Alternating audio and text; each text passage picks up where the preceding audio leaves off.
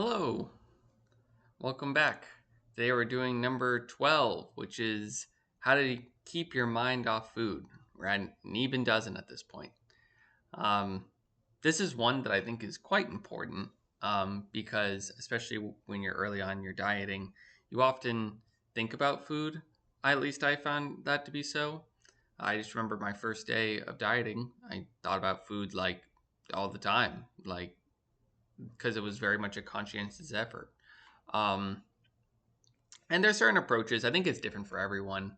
But let me offer some of the things that help me. Maybe it'll help you, but obviously go at it in your own way that would help you make the best decisions for yourself. Um, because obviously, food equals calories, calories equals how much you have in stock for that day, and you don't want to uh, exceed your allotment that you are should be aiming for.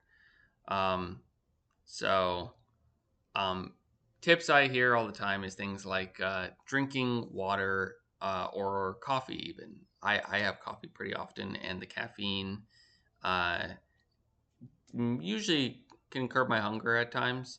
It's not a replacement for a meal for sure, but it's one of those things where if I was just feeling like I was hungry, it would make it so that way I wasn't as much. Um, you could eat low calorie foods. I would sometimes eat like sugar free gum, or I would chew on that, or like have some pickles. And the way I thought about it was like if I'm not hungry enough for a meal, but hungry enough for this, then that would be good. But if I didn't want this and I still didn't want the meal, then I just felt like I was just snacking to snack at that point. So I kind of tried to like get my mind off of it. And obviously, there are times where I would like make exceptions. Maybe I'd have a small meal, or, have a piece of fruit, salad, or something. Like, if you need to have something, like, obviously, you should never starve yourself. I think that goes without saying that you should never, like, make it so that way you're, like, dangerously low on your calories because that doesn't help anyone. Um, Usually, even if you think, oh, well, that's going to make me fast track, you know, I'm sure I'll get more into this later, but it doesn't usually have the same appeal. Like, you just need to balance everything. There's certain behavioral patterns you can do. Uh, this is something that I would definitely use with a side of caution.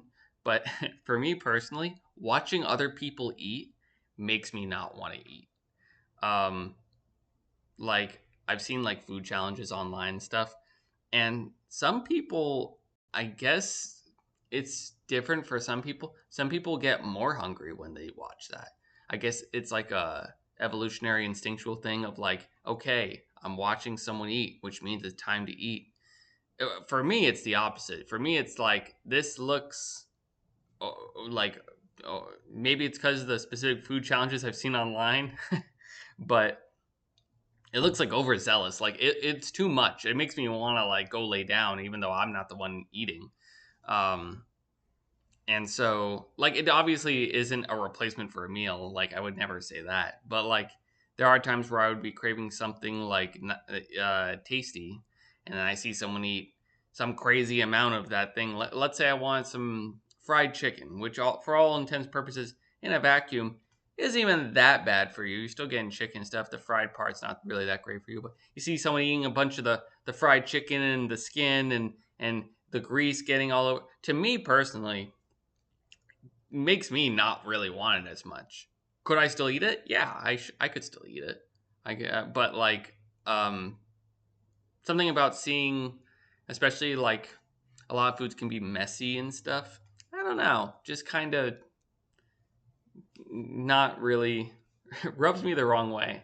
Um, but as I said, like be careful with this. I think that this is a point that like uh could make some people. I can understand why it could make some people like hungry.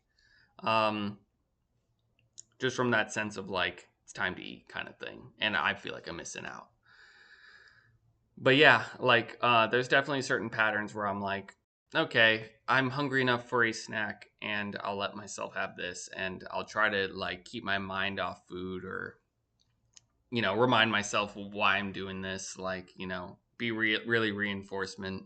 Um there's certain like things that help your decision making skills. It's good to have a thing that you can like reach for in a time of like I'm about to like relapse, to like remind yourself that this is why I've made this decision.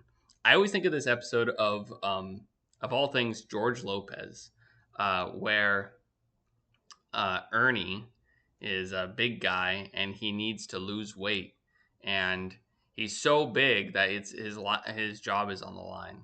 So George comes in and helps him lose the weight after a long battle of him not really wanting to.